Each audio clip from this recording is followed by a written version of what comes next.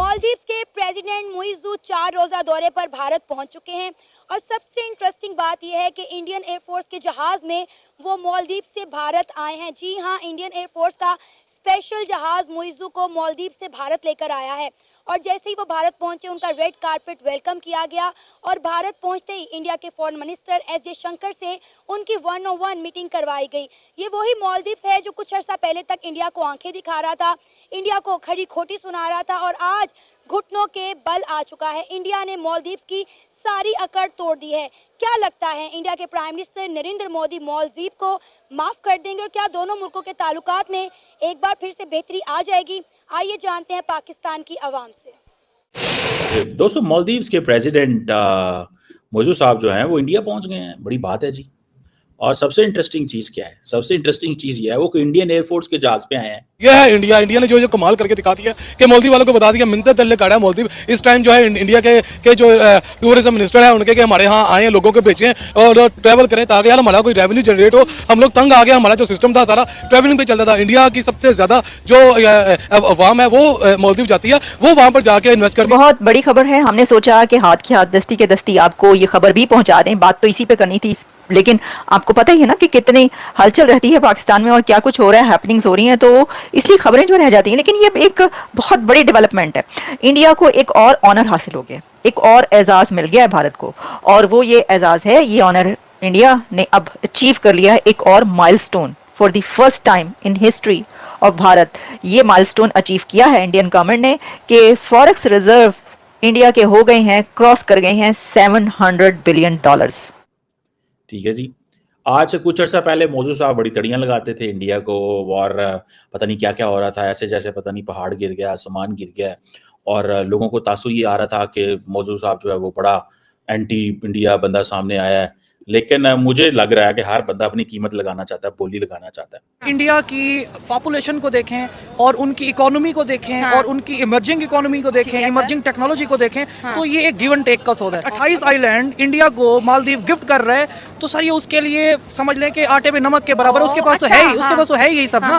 मतलब वो हेल्प कर रहा है मालदीव को। उनकी पॉलिटिक्स और उनकी एस्टेब्लिशमेंट, इनका गठ जोड़ नहीं है, ठीक है ना। वहाँ पे स्ट्रांग इकोनॉमी है, ठीक है, और स्ट्रांग डेमोक्रेसी है उनका जो है ना। क्योंकि अगर मैं भी इन्वेस्ट करूंगा, ठीक है ना, किसी भी मुल्क के अंदर या कोई मुल्क मेरे मुल्क के अंदर आके इन्वेस्ट करेगा तो वो ये देखेगा कि यहाँ की पॉलिटिकल सिचुएशन कैसी है।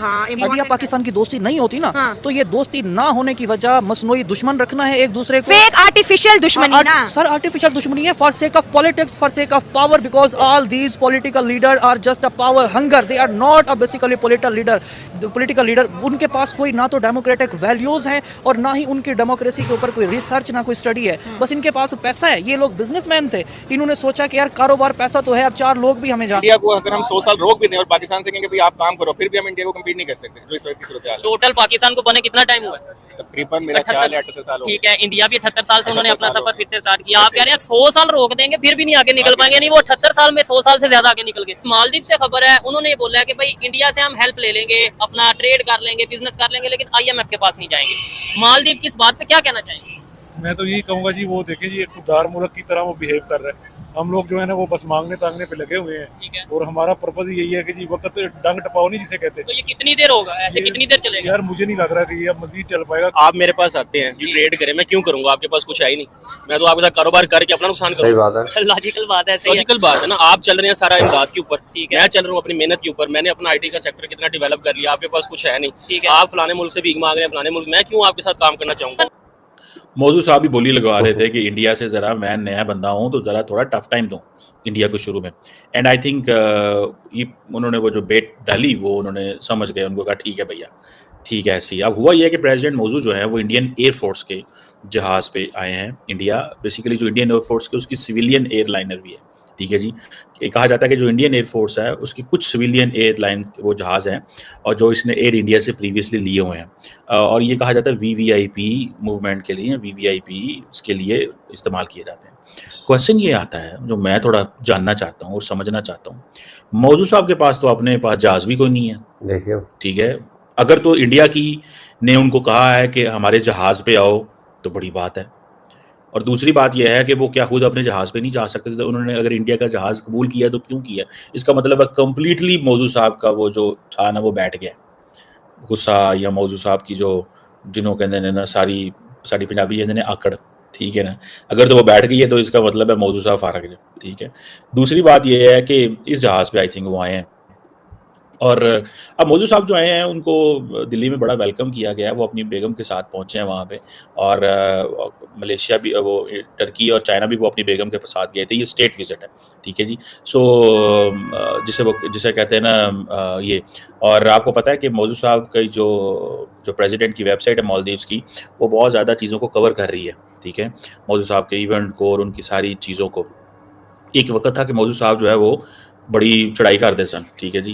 और आते ही उनकी जयशंकर साहब से मुलाकात हुई है और ये मैं जो जयशंकर साहब की आपको तस्वीर दिखाऊं ना, इसमें जयशंकर साहब उसको प्रोसेस कर रहे हैं, जयशंकर के चेहरे से जो नज़र आ रहा है, वन वो उनको प्रोसेस कर रहे हैं, दूसरा या वो उसके बारे में ये सोच रहे हैं कि पाइया असी तेरे बारे की सोचते हैं तो तू की निकले, मतलब तुमने हमने जहाज़ भेजा, तुम जहाज़ पे आ गए हो, ठीक है।